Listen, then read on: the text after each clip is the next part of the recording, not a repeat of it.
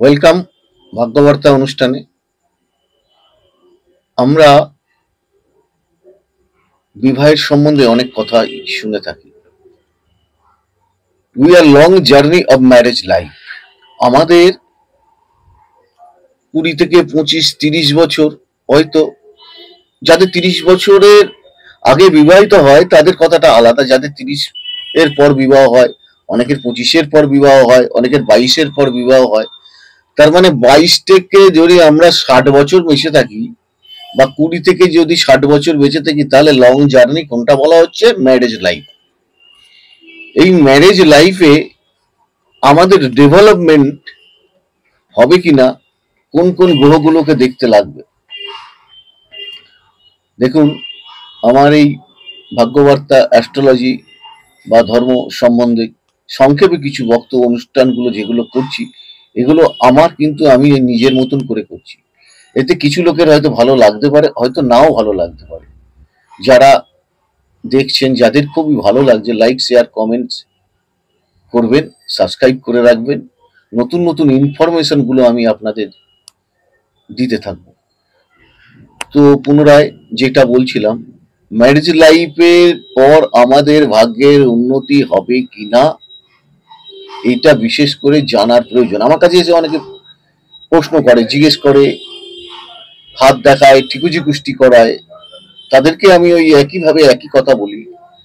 দেখুন, আমাদের লগ্নপতি, দ্বিতীয়পতি, সপ্তমপতি, তিনখানা গ্রহ আর শুক্র যদি স্বক্ষেত্রে, মিত্রক্ষেত্রে আর যদি বলবান উচ্চস্থ হয়ে থাকে, তবেই কিন্তু আমাদের ম্যারেজ লাইফের পর ডেভেলপমেন্ট হবে।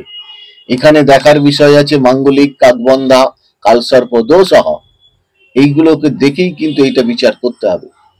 আবার ম্যারেজ লাইফের পর আমাদের জীবনের অবনতি কেন হয়, এটাও জানার ব্যাপার আছে। না, বিয়ের আগে তো বেশ ভালোই ছিলাম, ভালোই রোজগার পাতি হচ্ছিল, মোটামুটি সংসারে সবাইকে নিয়ে চলতে ফিরতে পারছিলাম, অসুবিধে নেই কিছু।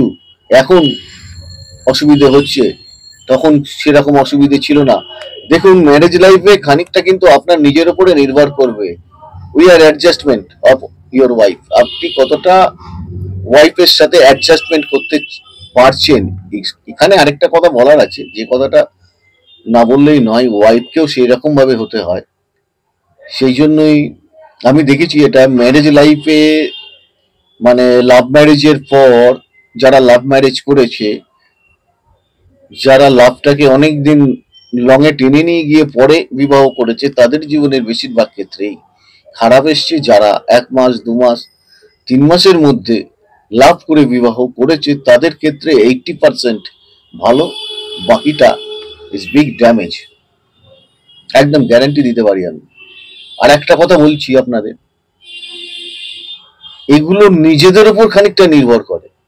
যেমন যদি আপনার সোশ্যাল ম্যারেজ, মানে ধরুন আপনি আপনার বাড়ি থেকে দেখে শুনে বিবাহ দেয়া হচ্ছে, সেক্ষেত্রে আপনাকে দেখতে হবে অর্ধচন্দ্রাকৃতি কপাল, অর্ধচন্দ্রাকৃতি গুরু, কর্ণকুহর দৃশ্য, গাত্রবর্ণ হরিদ্রা, হাত মাথার চুলটা মহিলা বা পুরুষের ক্ষেত্রে যদি একটু হালকা মুকড়ানো হয় তাও ভালো হবে।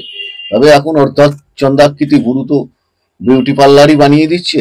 এগুলো সবই দেখার বিচার আছে, এবং কাকবন্ধা যোগ আছে কিনা সেইগুলো দেখতে হবে। দেখে তবে আপনাকে বিবাহের দিকে অগ্রসর হতে হবে, তবেই আপনি হয়তো খানিকটা ভালো থাকতে পারেন। যারা খুব অবস্ট্রাকশনের মধ্যে পড়েছেন, তারা অবশ্যই যোগাযোগ করতে পারেন আমার সাথে। জ্যোতিষ অনুষ্ঠানগুলো দেখুন, লাইক শেয়ার সাবস্ক্রাইব করুন। ভালো থাকুন, সুস্থ থাকুন। ঈশ্বরের কাছে কামনা করি আপনাদের সকলের মঙ্গল হোক।